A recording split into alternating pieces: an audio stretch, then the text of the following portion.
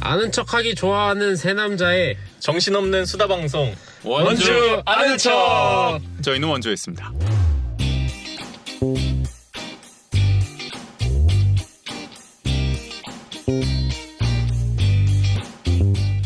안녕하세요. 원주 아는 척 조국인 정원재입니다. 반갑습니다. 반갑습니다. 네. 2주 만에 만났습니다. 저희가. 굉장히 오랜만에 뵙는 것 같네요.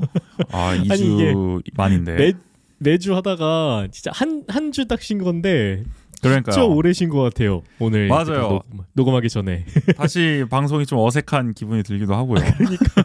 적응이 좀 필요할 것 같은 느낌. 네. 약간 그런 경향이 없지 않아 있습니다. 그렇죠, 근데 그렇죠. 저희가 보통 화요일 이제 밤에 녹음을 하는데, 네. 그러니까 지난주에 또 뭐 설 연휴랑 겹치기도 했고, 지난주 일주일을 그냥 건너뛰다 보니까 오늘 뭔가 녹음을 한다고는 얘기를 했었고, 그래도 마음도 그렇게 생각했는데 이게 막상 밤이 영기를 또 루틴 안 되는 거예요. 참. 또 휴방하고 싶으셨던 겁니까? 4시 또 3주 쉬고 또 이게 우리 저 BJ나 스트리머들도 이제 장기 휴방에 또 이 유혹에 빠지지 않습니까? 그러니까요. 저희도, 이게 네. 그러니까 진짜 이 습관이 들이기는 어렵고 그렇죠. 빨리 다시 돌아가기엔 쉽다라는 걸 이번에 또 다시 지금 깨닫게 되었습니다. 그거 언젠가 저희가 이제 데일리 팟캐스터가 돼가지고 말이죠. 거의 매일매일 한다는 각오로 해야 이 정도는 거뜬하게 이제 버틸 수 있다. 그렇게 생각이 되네요.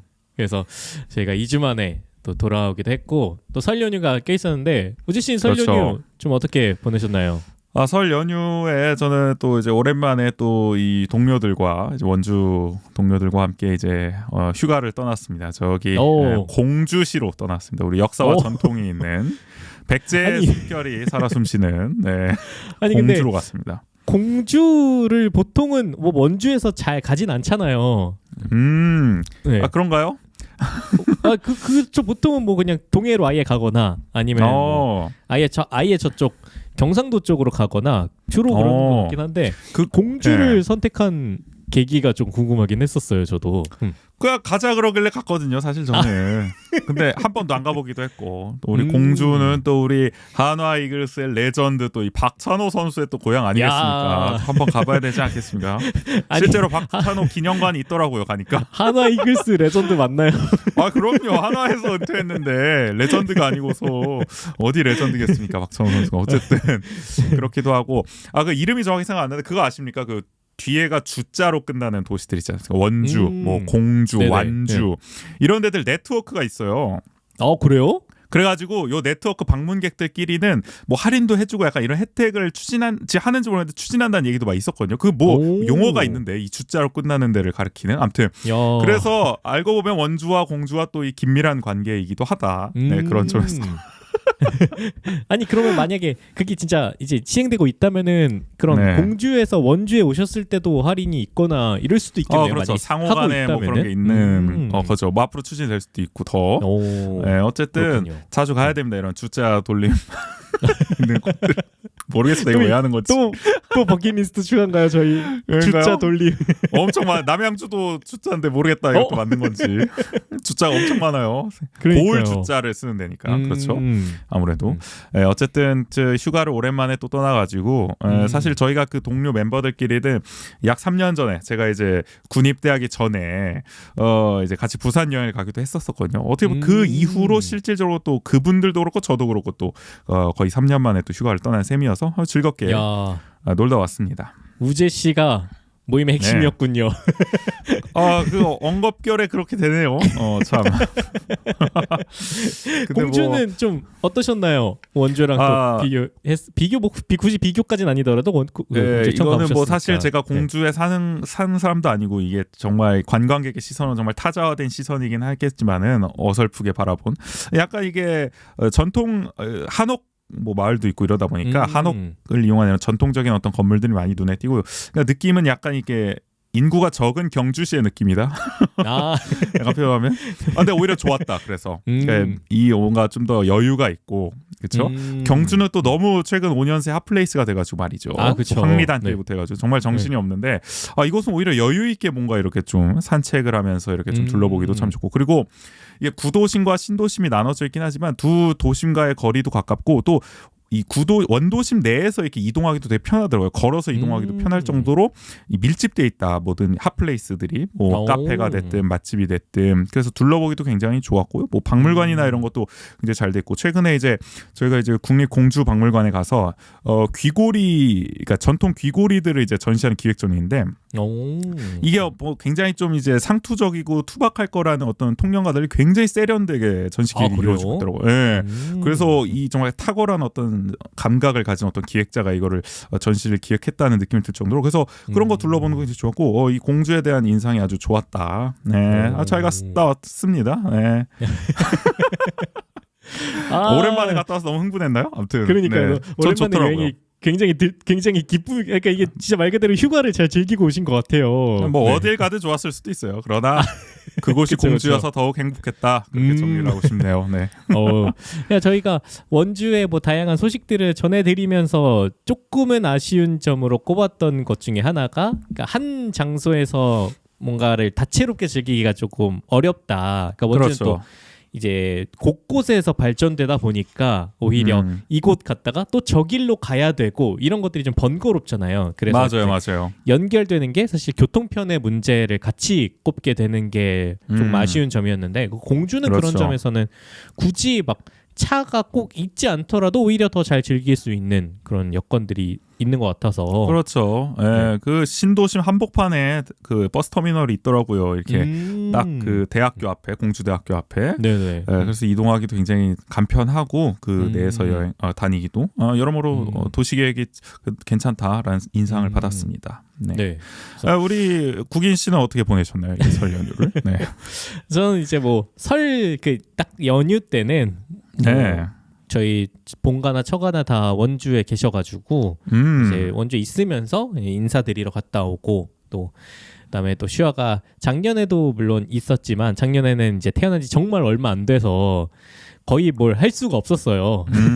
세배를 하긴 했으나 슈아가 세배를 했다기보다는 저희가 세배를 이제 들었다 놨다 한 정도였었는데 그렇죠. 네. 이제 올해 또 돌도 지나고 이래서 이제 저희가 미리 연습을 시켰어요. 슈아야 세배를 이제 뭐 세배할 거야 이러면서 어떻게 하느냐는 이제 인사를 할 건데 이제 만세를 해 처음에 만세 그다음에 인사 그다음에 인사하고 나서 주세요를 해.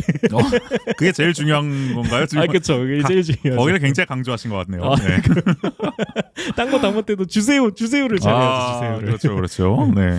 근데 좀 신기했던 게 본인이 저희가 이제 뭐 인사드리러 가서 이제 세배 절도 하고 이러니까 본인이 이렇게 저 관찰을 하더니 이게 뭐 곧잘 따라하는 거예요 그거를.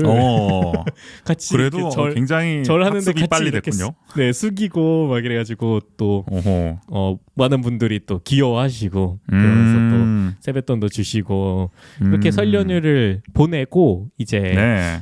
저희가 계획이 원래 그러니까 우지 씨도 공주 여행 간다고 얘기하기 전에 제가 먼저 여행 계획이 있었잖아요. 그래서 그렇죠. 겸사겸사 저희가 또 이렇게 같이 계획을 잡게 됐던 건데 원래는 좀 제주도를 가보려고 그랬습니다. 제주 네. 환상의 섬. 네. 또 제주 아일랜드를 못 가본 지가 좀 오래돼가지고 그렇죠. 슈아도 이제 어느 정도 좀 크기도 했고 그다음에 그때가 딱 이제 화요일 대체 휴일 포함해서 이제 저희 아내인 다이가 이제 휴가가 그때 병원 전체가 휴가였어가지고 그래서 잘됐다. 막 설 연휴 때 붐비지 않고 그래도 좀 평일에 잘 갔다 올 수 있겠다라고 생각해서 여행 갈 생각이 되게 들떴었거든요. 엄청. 네. 오랜만에 여행이라서 저도 너무 재밌겠다 이랬는데 정말 안타깝게도 딱 그때 이제 제주도의 기상이 안 좋아져가지고 기상 상황이 그렇죠. 눈이 많이 왔죠 그때 한참. 그러니까요. 딱 그 여행을 화요일 날 이제 비행기였는데 월요일 날 이제 결항이 됐다는 연락을 받게 된 거예요. 그래서 그때 저희 아내의 표현에 의하면 저를 본 이래로 그렇게 우울해한 걸 본 적은 처음이라고. 아 그래요? 이게 어떤 표정이셨길래 이게 참. 아니 이게 진짜 제가 요즘 이제 아내가 복직을 하고 그래가지고 계속 슈아랑 있고 거의 그렇죠. 그러기도 했고 근데 뭐 여행을 워낙 못 갔었으니까 저희 그 가족끼리도 그렇고 그래서 이제 또 제주도도 오랜만에 가는 거고 해서 굉장히 들떴나 봐요. 저도 모르게 엄청. 그러니까 제 생각보다 그렇죠, 그렇죠. 더. 근데 그럴 수밖에 없죠. 예. 근데 못 간다는 소식을 들으니까 제가 그 낙담이 너무 심했나 봐요. 그러니까 기대가 아, 너무 그쵸. 높으니까. 국인 씨도 모르게 이게 표정이 또 드러나는 거죠. 순간. 네.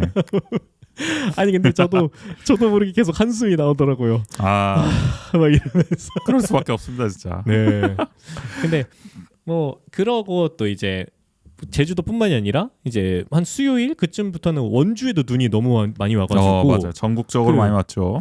네, 아마 아예 못 탔을 것 같긴 한데 만약에 갔었어도 돌아오는 비행기가 또 결항이 돼가지고 그렇네. 네. 그래서 그것도 좀 쉽지 않았겠다 생각이 들어가지고 뭐 세옹지마란 말도 있지 않습니까? 아하, 이게 그렇죠. 그런가? 그렇지요. 근데 이게 날씨가 안 따라준다. 이게 그러니까요. 그래, 하필 또 그래서 그때 내려가지고.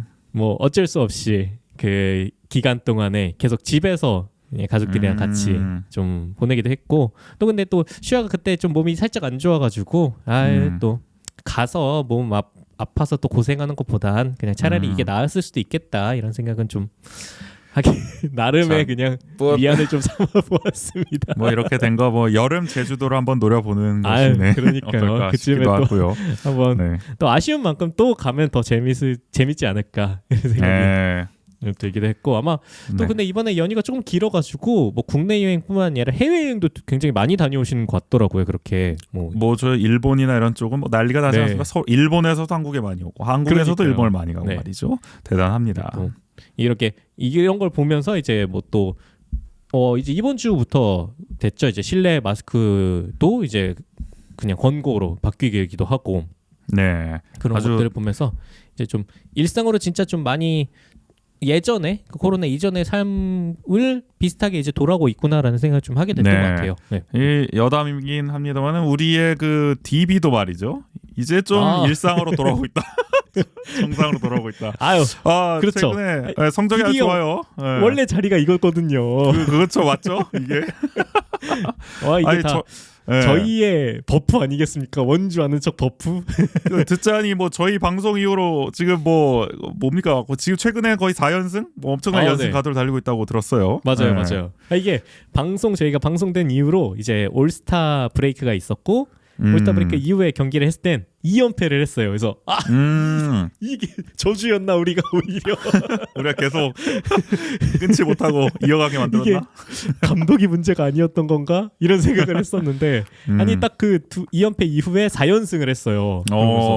전열을 재정비했군요. 네. 이게 주성볼인가? 진짜 감독 탓이었나? 우리 반신반의했는데 진짜야? 이거 이러면 역시 맞나? 주성이 형. 그래서 저희가 설마 했던 6강 플레이오프도 갈 수도 있겠어요. 잘하면. 그러니까요. 그렇죠. 공동 6위죠 지금. 저희 물론 뭐 세 팀이 공동 6위라서 이거 공동 6위로 봐야 될지 공동 8위로 봐야 될지. 그래도 뭐 9위까지 갔다가 뭐 많이 올라왔어요. 그러니까요. 약간 그래서 좀 어려울 수도 있다 이런 얘기를 했었는데. 정말 이거 뭐 두경민 선수가 뛰낼 수도 있겠습니다. 이거 정말. 그러니까요. 여차하면은. 이게 방송에서도 언급했듯이 가면 좋긴 한데 가는 게 좋다고만 해야 될지는 좀 의문이긴 합니다만. 갈 거면 확실하게 가야 돼. 쭉쭉. 그러니까 어설프게 차라리 가면 안 되고. 이 기세를 타서 오히려 더 올라가야 돼요. 그러면 이 기세를 쭉쭉 타게끔. 그렇죠. 이제 어쨌든 또 부상 선수도 돌아오고. 역시 그리고 또 알바노 선수가 이 연승 내내에서도 굉장한 활약을 보였다고 하더라고요. 잘 데려왔군요, 또 알바노 선수. 그래서 올해 이 아시아 쿼터 영입에 또 크게 좀 수혜를 보고 있는 게 뭐 DB가 아닐까. 생각이 좀 아무튼 이 기세를 그렇습니다. 살려서 좀 쭉쭉 치고 나갔으면 그러니까요. 좋겠네요. 이게 또 예. 잘해야 저희가 또 뭐 직관을 가보기도 하고 그렇죠. 예. 플레이오프 때 뭐 플레이오프 전망 이런 것도 해볼 수도 있지 않겠습니까? 맞아요, 방송에서. 맞아요. 그리고 우리 원주 씨가 또 예산 다 세워놨거든요. 이 우승 아, 그럼요. 이거 예산 추경 때 없어진다고 해요. 우승 못하면. 아 그러니까 이거 딸 수 있는 기회잖아요. 이 예산은 세워져 그러니까요. 있으니까. 네, 이런 것도 좀 쓸 수 있는 한 해가 됐으면 좋겠습니다. 올해. 아, 네. 그러니까 저희 이 2주 사이에 굉장히 좀 뭐 저희 개인적으로도 그렇고 DB도 그렇고 네. 또 많은 일들이 있었는데 또 오늘 2주가 또 지난 만큼 또 다양한 소식들 어떤 소식이 있을지 저희 오늘 또 원주 통신과 또 대신 전해드립니다를 통해서 한번 살펴보도록 하겠습니다. 먼저 원주 좋습니다. 통신부터 한번 들어가 보도록 하겠습니다.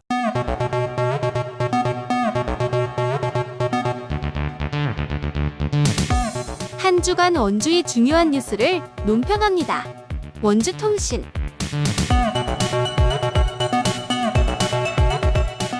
2주간 저희가 2주 만에 돌아온 거라서 굉장히 많은 소식이 좀 있지 않을까 싶었는데 그중에 3개를 어떤 네. 소식이 좀 준비가 됐을지 궁금한데요. 먼저 첫 번째 소식. 이 약간 지난번 방송의 연장선상인 것 같네요. 공교롭게. 그렇죠. 그때도 이제 말씀드렸죠. 곧 이제 결심 공판을 앞두고 있다. 검찰의 구형. 그래서 구형 결과가 나왔습니다. 이 검찰이 26일 결심 공판에서 이 재산 축소 신고 혐의로 공직선거법 위반 재판 중인 이 원강수 시장에게 벌금 150만 원을 구형했습니다. 이 선출직 이러면은, 공직자가 100만 원 이상의 벌금형을 받으면 직위를 상실하지 않습니까? 그러니까요. 네, 그렇기 때문에 이 구형대로 선고가 되면 우리 원 시장님은 시장직을 잃게 되는 것이죠. 네, 야. 그래서 이 결심 공판은 약 2주 후인 16일 오후 1시 20분에 열리거든요. 과연 1심 야. 판단이 어떻게 될지 지금 귀추가 주목되는 상황이다. 이거 뭐 저희 호회 아니면 라이브라도 해야 되는 거 아닙니까? 이 실시간 이 상황들을. 굉장히 중요한 또 이슈이기 때문에 우리 또 그러니까요. 원주 정가를 아주 들썩이게 하고 있는 지금 소식이기도 해서 저희가 좀 전해드리고 있는데 어제도 우리 원 시장님 이 선거 당시에 3억 200여만 원을 이제 재산으로 신고했다가 취임 이후에 공직자 재산 신고에서는 8억 1,200여만 원을 신고해서 재산 축소 논란에 불거졌었죠. 그래서 그렇죠. 네. 부동산을 실거래가가 아닌 공시지가로 신고하고 또 배우자분의 이제 예금 보험 11개 약 8천여만 원인데 이것을 전액 영원으로 기재하면서 이제 이것이 맞냐 과연 논란이 불거졌습니다. 이것은 저희가 이제 49회 무실동원 지금에서 전해드렸기 때문에 참고하시면 이제 자세한 내용을 아실 수 있을 거고요. 이를 두고 이제 선관위와 검찰은 이것이 고의였다 하면서 이제 고발과 기소를 진행했고요. 원 시장 측은 이것은 실수다라고 주장하면서 착오다. 나름 치열한 법적 공방을 전개했습니다. 이것은 이제 바로 직전이었던 57회 일부 원주 통실도 참고하시면 저희가 또 그렇죠. 첫 번째 중간 소식으로 정리를 또 한번 전해드렸었죠. 해드렸었죠. 네. 아무튼 이렇게 저희가 그동안 전해드렸었고 검찰은 이 구형을 하면서 이렇게 얘기를 했습니다. 선관위가 수차례 교육, 안내자료 배포, 작성 요령 고지 등을 했음에도 상당 부분 재산을 축소했다면서 그럼에도 반성하지 않고 납득하기 어려운 변명으로 일관하면서 사무장 등 다른 사람에게 책임을 전가하고 있다고 밝혔습니다. 그러니까 한마디로 반성도 안 하고 사무장, 선관위 탓만 하고 있다. 이 괘씸하다. 이렇게 얘기를 한 거죠. 그러면서 벌금 150만 원, 당선 무효에 해당하는 형을 구형을 했습니다. 네네. 여기에 대해서 이제 원 시장은 전적으로 선거 사무를 꼼꼼하게 살피지 못한 제 책임이다. 다만 고의나 의도가 전혀 없었다는 점을 살펴봐달라. 시민과의 약속을 성실하게 지킬 수 있도록 선처를 베풀어 달라고 말했습니다. 이날 이제 변호인은 실수 착오를 이제 일관되게 강조하면서 원 시장이 재산 중에서 낮춰 신고한 것도 있지만 일부 높여 신고한 것도 있다는 점을 부각했습니다. 그러니까 실수였다. 근데 높이 신고한 것도 있지 않냐. 낮게만 한 게 아니라 요 전략을 좀 변호를 했는데요. 이런 가운데 이제 원 시장이 이제 법정에서 이렇게 진술한 바 있습니다. 어쩌다 보니 재산을 축소 신고했지만 서민 이미지를 강조하거나 서민 정책을 내세우지 않았다. 이렇게 말을 했었거든요. 근데 저희가 지난 회차 때 왜 그 검사가 이제 뭐 그런 얘기했다고 하지 않습니까? 서민 정책을 내세우지 않았냐 했는데 뭐 원 시장이 그건 서민 정책이 아니라 경제 정책이었습니다. 그 왜 초등생 뭐 월 10만 원 교육비 지원하는 것도 고. 그래서 저희가 이게 어떤 맥락에서 나왔는지 의아하다 했는데. 그러니까요. 뭐 굳이 뭐 이게 서민 정책이냐 아니냐를 왜 물어봐야 됐을까 뭐 이런 얘기를 하긴 했는데, 그러니까 이런 거네요. 그러니까 재산을 축소한 게 서민 뭘까요? 서민처럼 보이기 위한 부분이 의도적으로 그러니까 그런 게 아니다라는 것을 강조한 거네요. 그러면 그런 맥락에서 그렇죠. 그러니까 이 원시장 측이 서민 이미지를 내세우려고 했던 게 아니라고 해명을 했기 때문에 검찰은 정책에 이런 정책이 있는데 이거 서민임을 내세운 거 아니냐 이렇게 이제 물어봤던 거죠, 맥락적으로. 그래서 그래서 이 질문을 했구나. 좀 이해가 됐고요. 그래서 이제 원주 MBC와 원주 신문이 보도한 걸 보면은 이 공식 선거 운동 기간 지난 지방선거 때 이 원시장 부인이 한 라디오 방송에 출연합니다. 이 라디오 방송 우리 국인 씨도 출연을 또 했었었던 과거 KBS 원주에 이제 상쾌한 아침 원주에서 출발합니다. 작년 5월 25일자 방송에 이제 출연을 했는데요. 네네. 이 자리에서 이제 원시장 부인이 생활비를 이제 뭐 대출로 마련했다 뭐 이런 식의 이제 얘기를 하면서 생활고를 좀 호소하는 그런 대목이 있습니다. 저희가 재산을 이제 봤습니다. 3억이에요. 네. 우리 후보자님은 2억, 우리 배우자님 한 9,400 정도인데 이 재산 네. 규모를 보니까 이런 느낌이 들더군요. 딱 아파트 한 채 있나 보다. 네. 라고 하는데 실제로 어떻습니까? 그 재산 그 상태가? 저희가 남편이 그 수입이 좀 없고 할 때 한숨을 쉬는군요. 네. 뭐 대출도 받고 네. 여러 가지로 해가지고 네. 음. 이렇게 이렇게 부자다 이렇지는 좀 않죠 사실. 예. 알겠습니다. 네. 2018년도부터 지금까지 네. 야인 생활을 한 거지 않습니까? 어떤 네. 뭐 이런 또 원주 시장을 준비하면서 네. 생계는 어떻게 꾸렸는지 아니면 집에 뭐 정말 어느 정도 좀 벌어오신 게 있는지 그게 궁금하거든요. 또 아이들은 어리고 그렇죠. 아이들 어려가지고. 예, 제일 돈 많이 들 텐데 네. 정말. 예. 그래서 저는 제가 집에서 좀 많이 학원보다 제가 집에서 많이 봐줬고요. 네. 네. 그리고 학원비가 절실했군요. 네. 집에서 많이 봐줬고 그리고 이제 생활비는 뭐 모든 집이 다 그렇지만 먹고 이렇게 생활을 해야 되니까 네. 생활비는 저희가 대출을 가슴 아픈 이야기인데요. 대출을 내서 생활비했다고 하면요. 대출을 예. 받아서 예. 네, 이제 생활을 하고 또 이제 아껴 쓰고 뭐 그렇게 했죠. 네. 아껴 쓰는 방법밖에 없더라고요.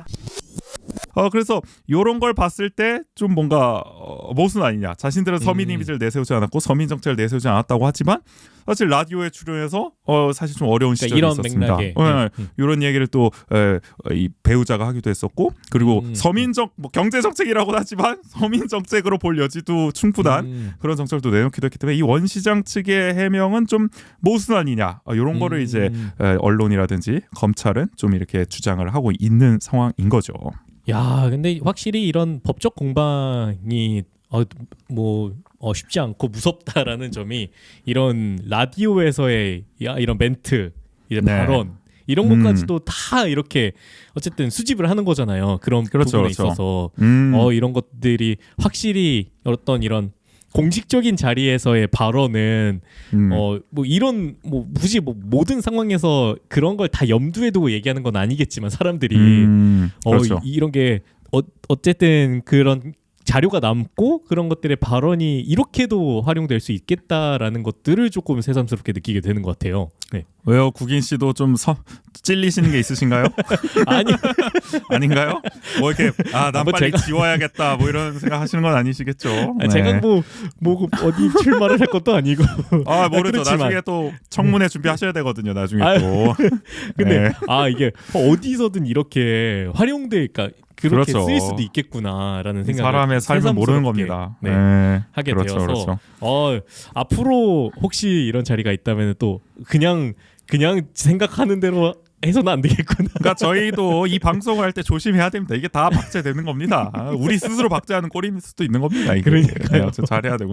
어쨌든 제가 이 라디오 방송을 들어보기도 했어요. 이 방송을 준비하면서. 근데 유독 이 방송만 조회수가 높더라고요. 다시 듣기. 야, 역시 많은 분들이 또 이미 들어보셨다. 네, 궁금해서 언론 보도가 나오니까요. 근데 뭐 확실히 이런 대목들이 좀 있긴 했어요. 좀 경제적인 어려움이 있었다. 그러니까 뭐 이 원광수 시장이 야인이던 시절이라든지 뭐 이럴 땐 좀 어려움이 있었고 어쨌든 뭐 그런 대목들이 있었기 때문에 어쨌든 법정에서도 그렇고 뭐 지역 언론에서도 뭐 지적하는 부분이 있었다. 네, 뭐 궁금하신 분들은 한번 검색해서 들어보시면 될 것 같고 유튜브에 있습니다. 네. 네네. 근데 어쨌든 이게 그 구형에서 150만 원이 구형됐다라는 거는 그래도 조금 이게 어느 정도인가요? 좀 크게 구형이 된 건지 아니면은 좀 뭐 일반적인 수준으로 된 건지. 네. 예, 그래서 사실은 뭐 생각보다는 그렇게 구형량이 높지 않은 측면도 있는 것 같아요. 뭐 이건 전적으로 제 생각입니다만은 보통은 네네. 뭐 300만 원 뭐 벌금 구형 뭐 이런 식으로 해서 뭐 그 절반인 뭐 150만 원 뭐 이런 식으로 100만 원 이렇게 돼가지고 이제 당선 부여가 되는 경우인데 이제 150만 원 구형한 거는 이게 사실 우리 생각할 때 그러면 한 80만 원 나와가지고 갓갓으로 뭐 이게 부재되고 약간 이런 느낌 아니냐 시장직 유지하고 뭐 이렇게 느껴지잖아요 대충. 그쵸. 보통은 네네. 구형량보다 낮게 나오기 마련이니까 통상 그쵸, 판결이라는 그쵸. 게. 네네. 네. 그래서 우리 원 시장님의 운명은 과연 어떻게 될 것이냐. 지금 일단 150만 원 구형된 상황에서. 근데 이 재판을 담당하고 있는 이 춘천지법 원주지원 형사 1부의 신교식 부장판사가 사실 최근에 당선 무효형을 한번 때린 적이 있거든요. 이게 작년 11월이었습니다. 저희가 50회 일부 원주통신에서 다뤘던 국민의힘 지방의원 3명이 의원직 상실형을 받았다 1심 때. 그때 네네네. 이 의원직 상실형을 때린 장본인입니다. 이 신교식 판사가. 그 당시에 이제 검찰은 300만 원을 구형했었거든요. 벌금. 근데 이 신교식 판사는 이제 150만 원에서 110만 원 사이 이제 선고를 내렸죠. 3명한테 각각 차등을 둬가지고 뭐 선거운동 횟수라든지 이런 걸 따져서. 네네. 그래서 이제 어떻게 보면 구형량의 한 절반, 뭐 3분의 1 정도의 이 선고를 내린 바가 있고, 또 요거는 이제 선출직 얘기는 아닙니다만은 공무원 신분으로 횡성 군수 후보자 업적 등을 이제 SNS에서 홍보한 전직 이 횡성군 별정직 공무원에게 검찰 구형이 이제 벌금 300만 원이었는데 이거보다 훨씬 무겁다고 할 수 있는 징역 6개월에 집행유예 1년, 사회봉사 80시간을 선고하기도 했습니다. 최근에. 야, 이런 경우가 있네. 보통은 그러니까 구형보다 낮게 나오는 게 보통은 일반적인 거잖아요. 네. 그렇죠. 그래서 네. 어떻게 보면 검찰 구형보다 세게 때린 사례도 있기 때문에 야. 원시장 구형량이 다소 낮은 느낌이긴 합니다만은 150만 원으로 만약에 유죄가 인정이 된다면 정말 이게 뭐 80만 원 이런 게 아니라 더 세게 때릴 여지도 있어 보인다. 물론 뭐 다 사안이 다르고 이렇기 때문에 뭐 이거 가지고 우리가 무슨 네네. 숫자 노름하듯이 뭐 요거 요만큼 나왔으니 원시장은 뭐 이렇게 나올 수도 있겠네. 요런 수는 절대 없는 거지만 그냥 신교식 판사가 이제 때린 흐름을 보면 뭐 좀 다르게 나올 수도 있다. 뭐 여러 가능성이 있다. 뭐 이 정도로 그냥 저희가 이제 말씀을 드리는 겁니다. 어쨌든 모른다. 저희가 어떻게 될지 모른다. 네. 네. 신교식 근데 판사와 그 재판부면 알겠죠. 네. 이게 보통 이렇게 재판의 담당 판사의 성향이 어떤지도 막 되게 중요한 그 요소 중에 하나이기도 하잖아요. 그렇죠, 그렇죠. 근데 이미 이런 뭔가 공직선거법 관련한 당선 무효형을 선고한 이력이 있다면은, 그리고 또 뭐 다른 상황에서 또 선고보다 더 높게 판결이 내려진 경우가 있다면은 그런 것들을 봤을 때 이게 혹시 정말로 당선 무효형이 이제 판결이 될 수도 있겠는데라는 생각도 들 수도 있지 않을까. 근데 뭐 그런 부분에서는 뭐 저희도 방금 얘기한 것처럼 그렇지만 뭐 구형 자체가 생각보다는 좀 낮게 나온 거 아닌가라는 생각도 들긴 해서 이거는 뭐 쉽사리 예측하기가 정말 어려운 부분이라서 이 16일이 정말 귀추가 주목되는 그 날이 되지 않을까. 네. 네. 그래서 뭐 1심 결과에 따라서 우리 무실동 정치판이 또 한번 요동을 치지 그러니까요. 않을까 하는 네. 전망을 좀 조심스럽게 해 봅니다. 한번 뭐 네. 한 다다음 방송쯤 되겠네요. 그때 한번 그러니까요. 어떤 결과 나오는지 네. 한번 지켜보시죠. 네. 그래서 이 소식은 아마 뭐 저희뿐만이 아니라 굉장히 많은 곳에서 아마 바로 보도가 되고 막 이럴 거기 때문에 관심 갖고 계시면은 바로 그 소식은 접하실 수 있지 않을까라는 생각이 좀 드는 것 같습니다. 네. 다음 소식은 좀 어떤 소식인가요? 네, 원주시가 또 청렴도 낙제점을 받았습니다. 아이고. 네, 우리 이 청렴도라는 거를 국민권익위원회가 매년 조사를 합니다. 중앙행정기관, 지방자치단체, 뭐 교육청, 공직유관단체 등 이제 569개 공공기관을 대상으로 시행을 하는데 2022년도 청렴도 조사에서 원주시는 이게 이제 1에서 5등급이 있거든요. 이 중에 이제 4등급, 그러니까 뒤에서 두 번째. 그죠? 사실상 낙제점 받았다. 4등급이라서. 근데 원주시의 최근 5년간 등급을 보면요. 2018년엔 5등급, 2019년엔 3등급, 2020년에 4등급, 2021년에 2등급. 그리고 작년에 4등급. 최근 5년간 아주 등락입니다. 뭡니까 이거 뭐 비트코인이야 뭐야? 아니 왔다 갔다 아니, 난리가 그러니까 납니다. 이게 주식 차트도 아니고 올라갔다가 살포시 내려갔다가 다시 올라갔다가 아니 이게 마치 이 코스피 지수와 흐름이 비슷한 것 같은데요. 약간 흐름이. 그러니까요. 아니 그러니까 이게 2020년에도 4등급이어서 이제 욕 많이 먹었거든요. 그래서 그때 그쵸. 재작년에는 네. 또 2등급이어서 좀 많이 좋아졌네 했는데 맞아요. 또 이게 내려왔다 4등급으로. 막 대대적으로 막 보도 자료도 나오고 그랬어요. 2등급 이제 아이 청렴하다 이제 우리 막 이러면서. 네. 그러니까 그 4등급은 왜 보도자료 안 뿌리죠? 아무튼 그렇다. 어떻게 뿌리겠습니까? 네. 씨. 이게 사실 뭐 이제 올해 세부 평가 내용은 이제 자세히 이제 살펴볼 수는 없었는데 구체적으로 뭐가 문제였고 근데 원주 MBC 보도를 보면 하여간 이제 내외부 평가가 모두 나빠졌다고 해요. 이 원주시 같은 경우에는. 그래서 참고로 이 최근 5년간 원주시청 공무원 41명이 각종 비위로 이제 징계를 받은 것이 지난 행정사무감사 때 이제 나오기도 했었거든요. 그렇죠. 네네. 작년에만 이제 9명이 또 징계를 받기도 했었고요. 이런 걸 보면은 이런 지점도 좀 영향을 끼치지 않았을까. 어떤 공직사회의 좀 기강 문제 뭐 이런 것도 좀 있지 않았을까. 하여간 청렴도 향상에 좀 신경을 써야 되지 않나. 그런 생각이 듭니다. 저희가 그 행정사무감사 리뷰 때도 좀 얘기하긴 했지만 이게 징계에 대한 부분뿐만 아니라 징계 수위나 아니면 징계를 어떻게 얼마나 이제 향후에 이런 일이 발생하지 않도록 그리고 또 그 개인 당사자뿐만이 아니라 이런 징계를 통해서 그게 또 주변의 분위기를 조성하는 효과들도 있는 거잖아요. 어쨌든 그렇죠. 네, 그런 부분이 얼마나 잘 이루어지고 있는지에 대해서도 뭐 행정사무감사에도 질의도 많았고 그런 부분에 대해서는 뭐 개선의 여지가 필요하다라는 뭐 다양한 의원들의 뭐 질타 아닌 질타들도 조금 있었잖아요. 네, 맞아요. 그러니까 예견된 일일까요? 그런 걸 보면은 뭐 아무튼 놀랍지는 않은 일인 것 같기도 하고. 그런데 이게 보면은 이 원주시뿐만 아니라 강원도가 지금 총체적으로 급락을 했습니다. 난리가 났습니다. 지금 보면은 우리 이제 18개 시군이 있지 않습니까? 강원도에. 근데 네네. 지금 14개 시군이 모두 4등급, 5등급을 받았어요. 아니 이건 좀 정말 심각한 거 아닙니까? 약간. 그러니까 전부 낙제점이야.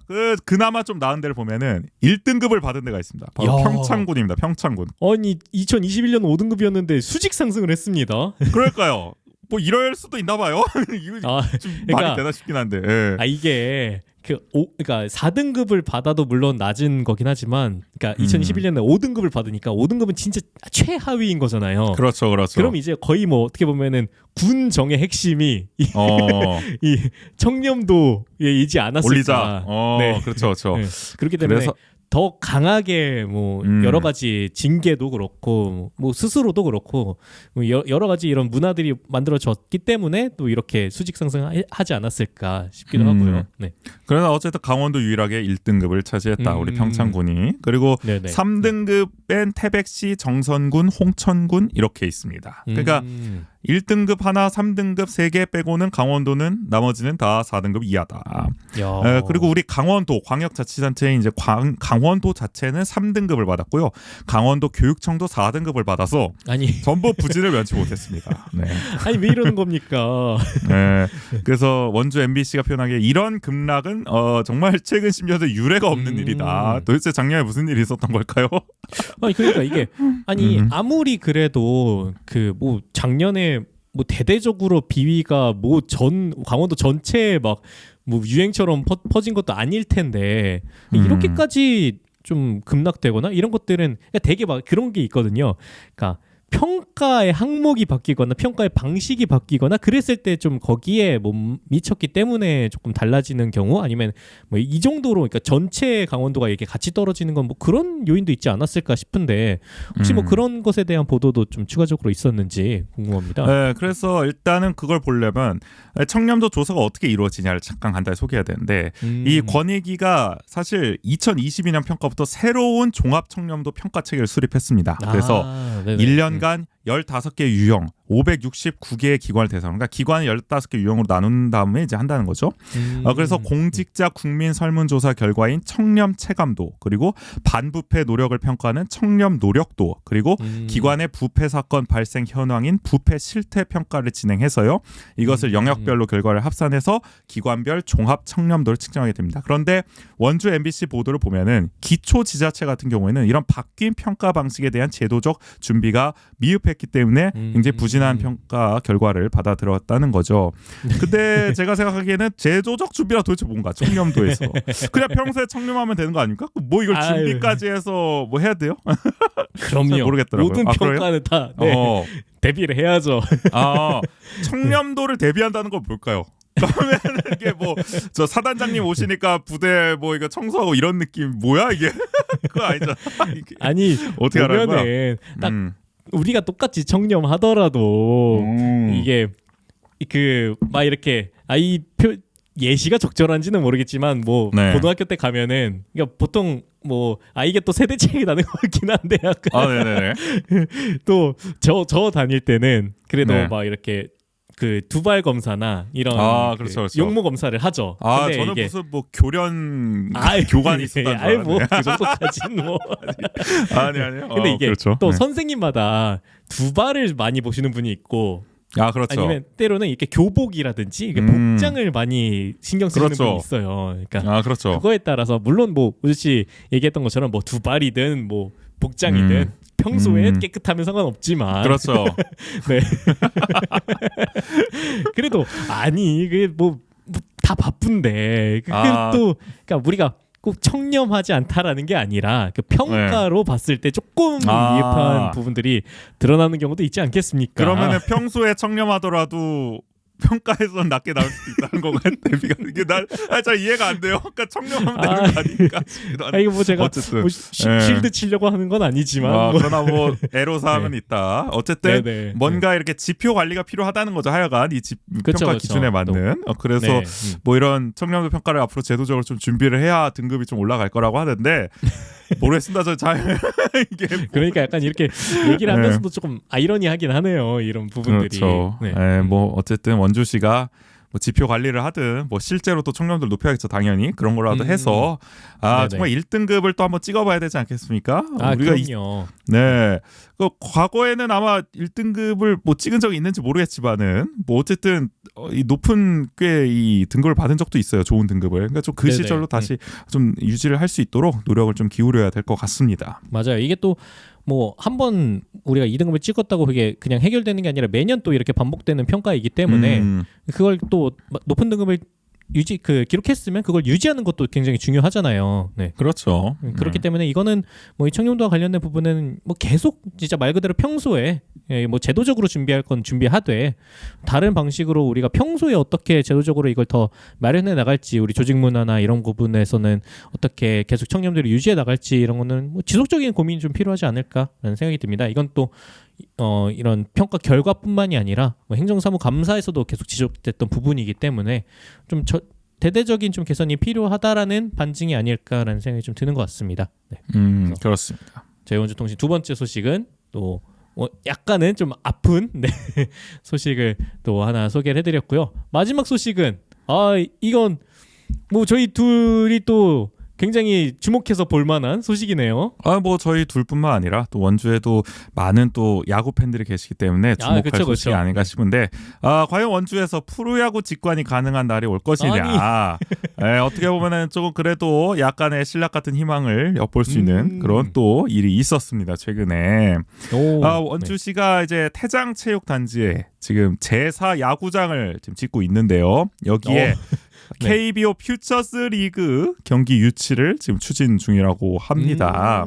퓨처스 리그는 이제 KBO 2군 리그죠. 그렇죠. 그래서 최근에 이 우리 KBO의 허구현 총재가 또 여기를 다녀갔습니다. 1월 18일에 말입니다. 아니 또 언제 이렇게 강원도 원주까지 오셨을까요? 와서 이제 뭐 여러 말씀하셨는데 어쨌든 이제 제4 야구장 일단 뭐냐 설명드리면 이게 12,000제곱미터 규모의 관객 4,000명을 수용할 수 있는 야구장인데 이제 거의 다 완공됐었지만 98% 완공돼 다 지어가지고 4월에 완공된다고 해요. 그래서 원주투데이 보도를 보면 이날 이제 우리 허 총재가 제4 야구장 현장을 방문해서 여러 또 조언을 남겼다고 합니다. 일단은 야간 경기가 가능하도록 이 조명의 좀 조도를 높이고요. 또 불펜과 더그아웃을 확충하고 또 경기장 출입문을 추가 설치하고 바비큐장 같은 여가 시설을 설치해야 된다. 그냥 뭐 다시 지으란 말은 아니죠. 다른 건 뭐 다 그냥 뭐 그렇겠구나 했는데 바베큐장은 아니 바베큐장도 필요합니다. 관객들이 4천 명이 왔으면 바베큐를 먹어야 되지 않습니까? 뭐 미국에선 다 먹습니다 바베큐 야구 보여서. 아니 뭐 물론 뭐 저기 문학 경기장이나 이런데 뭐 이제 국내 프로 1군 프로 경기장에도 이런 뭐 부대 시설이나 이런 것들이 들어온 경우도 있긴 한데 네. 그렇죠. 특색이 있겠는데요. 바베큐장이 들어오게 되면은. 네. 아니 뭐 제가 그 예전에 저 고교 야구 취재를 다니던 시절이 있었는데 그때 저기 뭐 설악 야구장 가면 뭐 알아서 관중석에서 드시던데. 굳이 바베큐장이 따로 없더라도 그래도 되는지 모르겠지만 아무튼 뭐 그런 일도 있다. 네. 아무튼 아니, 네, 그런 그러니까 저희도 뭐 그 고교야구뿐만이 아니라 대학야구도 가보고 이러면은 그 대부분 막 이렇게 학부모님들이 오시기 때문에 그렇죠. 이제 같이 오시면은 서로 이제 다 아시잖아요. 그러면은 뭐 맞아요. 3, 4, 5 이제 먹을 것도 좀 나누고. 근데 맞아요. 그러니까 그럴 때 당연히 학부모님들만 오시는 분위기인데 저희는 그때 경기를 보러 가고 뭐 실제로 이제 뭐 콘텐츠를 만들기 위해 어떻게 보면 취재차 간 거잖아요.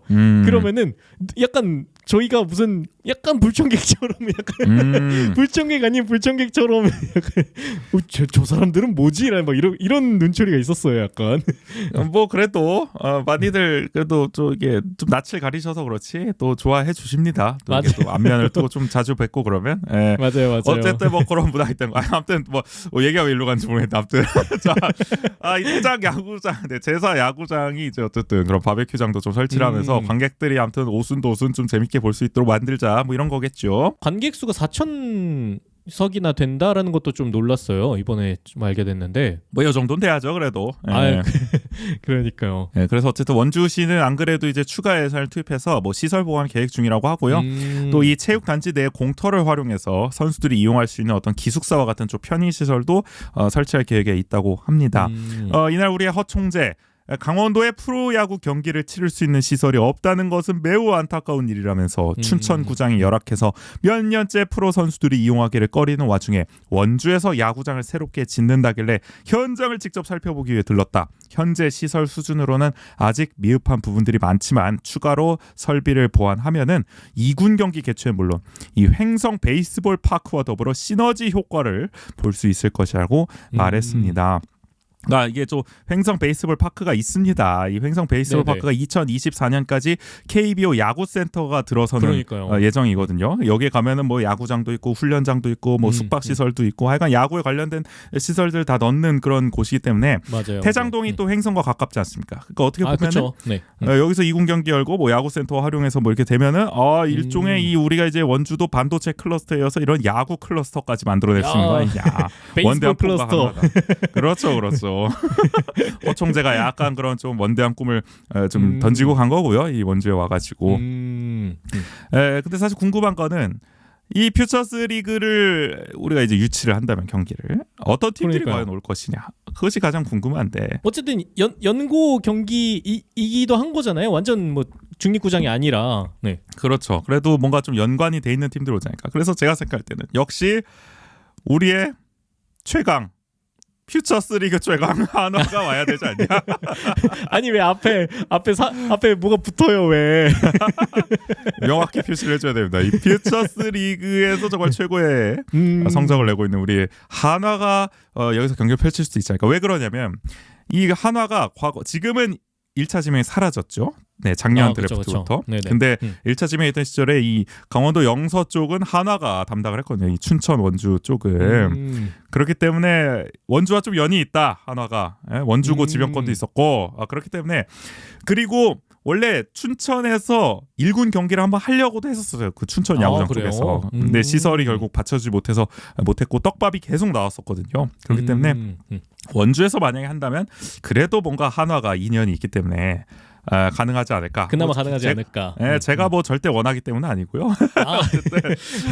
아니, 그러면 더 재밌지 않을까. 퓨처스면은 또 하나가 퓨처스에서만큼은 진짜 최강이기 때문에. 아니 뭐 퓨처스에서 약체가 됐으면 좋겠습니다. 빨리 올라가가지고 유망주들이 퓨처스에서 왜 이렇게 잘하는 거야. 그러니까. 어쨌든 좀 이렇게 최강 한화를 좀 외칠 수 있었으면 좋겠어요. 원주에서. 근데 만약에 이제 변수가 있다면. 한화의 퓨처스 팀은 서산에 있습니다. 아, 그니까요. 우리 또 정호 씨가 아마 그 항상- 외가가 그쪽 아닙니까? 외가가? 네. 그래서 먼저 하는 척에서도 뭐 정우 씨도 언급했고 저도 이제 서해를 놀러 가면서 그 만만치 않거든요. 그 도로 그래서 선수들 아니 이거 오히려 퓨처스 최강 하나의 컨디션을 저하시키는 요인입니다. 아니, 이 서산에서 여기 오면은 강원 오면서 FC는 힘이 그렇게 다 빠져요. 경기하고 있습니다. 강원 FC는 오면서 힘 빠져. 강원 FC의 서름을 느껴보라고 춘천 강릉 왔다 갔다 하면서 경기하는 어쨌든 뭐 한화는 그러면 안 되는데 근데 생각해보니까 한화가 성적이 아무튼 중요한 거는 서산에서 원주 오긴 힘들잖아요. 그죠? 아, 그렇죠. 네. 그렇기 때문에 그러면은 원주에서 좀 가까운 퓨처스 팀들이 오지 않겠냐 거리상으로 플랜 B를 생각해보면 그럼 역시 우리 또 국인 씨가 응원하는 우리 경기도 이천에 이천 트윈스가 또 있지 않습니까? 아, 우리? 그렇죠. 이천 트윈스. 네, LG의 퓨처스 팀인 여기가 그렇죠. 또 가능성이 있다. LG 퓨처스도 뭐 나름 괜찮거든요. 네. 아 그래요? 뭐 LG는 잘 나가니까 또 요새 그렇죠. 아. 네, 그리고 이천의 주인은 누구냐? 잠실에 또 여기를 다투고 있는 우리 이천 베어스, 두산 베어스 퓨처스 팀도 여기 있습니다. 네. 아니 여긴 이해가 안 되면 왜 자꾸 붙어 다니는지 모르겠어요. 네, 아니면은 두 팀이 다 원주 와서 경기하면 되겠네. 이천 트윈스, 그쵸. 이천 베어스가 와가지고 두팀 네. 해가지고 네. 이천 더비를 여기서 하는 거야 원주에서. 그러니까요. 네, 뭐 그래도 될 것 같고 아니면은 저 경북 문경에 가면 이제 상무 피닉스가 있는데 그 다음 가깝거든요. 여기 근데 좀 멀어 솔직히 말하면. 네. 아 그렇죠. 그나마 이 정도가 후보군이 아닐까. 하여간 뭐 일단은 멀리 왔습니다. 일단 퓨처스 경기를 할지 안 할지도 모르고. 아 그죠? 아니 그래도 네. 허총재님이 말씀하시지 않았습니까? 그렇죠. 허총재님이 뭐말 가능성이 립서비스인지 있다. 모르겠지만 네, 말은 해줬다. 어쨌든 우리 허총재님 또 실행력 있는 분 아닙니까? 그럼요. 원주를 주목하고 있다 이겁니다. 아니 이게 뭐 단순히 횡성을 가서 이런 얘기를 한 게 아니라 실제로 이 부지에 와서 이걸 보고 나서 그 얘기를 한 거니까 네. 또 충분히 가능성 있는 얘기이지 않을까. 네. 그러니까 그리고 우리 원주가 야구에는 잘 투자를 안 합니다. 이게 우리가 축구는 뭐 강원 FC 유치하겠다. 뭐 지금 강원 뭐 2군 팀도 또 경기를 하기도 하고. 그렇죠. 네. 하여간 뭐 축구장도 또 큰 게 하나 있고 뭐 이런 거. 농구는 뭐 말할 것도 없고 말이죠. 맞아요. 그런데 우리 야구는 원주 야구장도 그냥 철거해 버리고 거기 DB 홍구장 지어버리고. 사실 네, 그거 뭐 잘한 야구에 거야, 잘한 관해서는 거긴 참 한데. 네. 우리 있던 야구장도 밀어버리고. 우리 원주고도 말이야. 그 원주고 야구도 참 눈물이 나고 뭐 최근엔 그래도 그러니까요. 옛날보다는 잘한다고 하지만 어쨌든 그래도 이 태장 체육 단지가 조성되면서 맞아요. 그나마 야구 인프라가 많이 갖춰진 거잖아요. 아예 그 전에 맨 처음에 그 종합체육관 지낸다고 야구장 다 밀었을 때 어디서 야구했습니까? 저기 그 태장동 가는 길에 그 학다리 옆에 허허 벌판에 맞아. 아니 제가 그래가지고 무슨 꿈의 구장도 아니고 그게 제가 태장 체육단지 막 지어졌을 때 거기 이제 상지대 소프트볼 여자 소프트볼 팀을 이제 취재하러 가야 돼서 갈라 그랬는데 어제 태장동 야구장 가주세요 그랬는데 거기로 데리고 갔어요 기사님이 그 허벌판으로. 저쪽 과학고 쪽에 그 새로 생긴 체육단지가 아니라 네, 거기에 갔어야 되는데 그래가지고 뭐지 여기 기사님 여기 아니에요 야구장 쪽인데. 야 많이 어렵구나. 아니 거기는 야구가. 그 예전에 그 초나무적 야구단 있잖아요. 그 KBS 예능 중에. 네네네 그쵸. 거기서 이제 막 그 진짜 허허벌판에 야구장 그냥 여기서 짓겠습니다 그냥 선언한 약간 그런 느낌이. 아 그렇죠. 맞아요. 아니 하여간 근데 뭐 방금 전에 이제 꿈의 구장 얘기도 해주셨지만 우리 또 이제 미국 영화 중 야구 영화 중에 또 꿈의 구장 메이저리그가 그 꿈의 구장 옥수수밭 외야가 형성된 그 꿈의 구장을 재현해서 거기서 또 이벤트성 경기 정규 시즌 경기긴 했지만 어쨌든 그런 경기를 펼치게 되는데 우리도 이런 또 태장 체육단지에서 하면은 또 원주 시민들에게는 또 꿈의 구장이다. 그것 또 하나의. 그렇죠. 네. 강원 도민들의 수건입니다. 야구가 강원 야구 팬들의 수건. 예. 맞아요. 그래서 좀 그런 게 원주에서 좀 근사하게 좀 이루어졌으면 하는 바람 좀 가져봅니다. 원주가 또 야구를 향한 그리고 또 왕항수 시정에서 이런 체육 시설 관련된 공약들도 많이 좀 강조되고 있잖아요. 그래서 그런 그렇죠. 이제 맥락과 같이 이어져서 또 이런 프로야구 직관도 또 이어지면 또 원주 시민들 입장에서는 굉장히 중요한 또 문화 인프라가 아닐까라는 생각을 하면서 저희 원주통신 세 번째 소식으로 이 소식을 전해드렸습니다.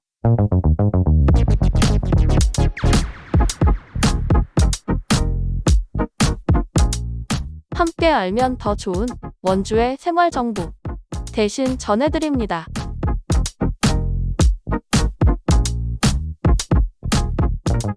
어떤 소식을 또 대신 전해드릴 예정인가요? 네, 오늘은 이 카페 안나 대신 진료실이라는 전시를 전해드리려고 합니다.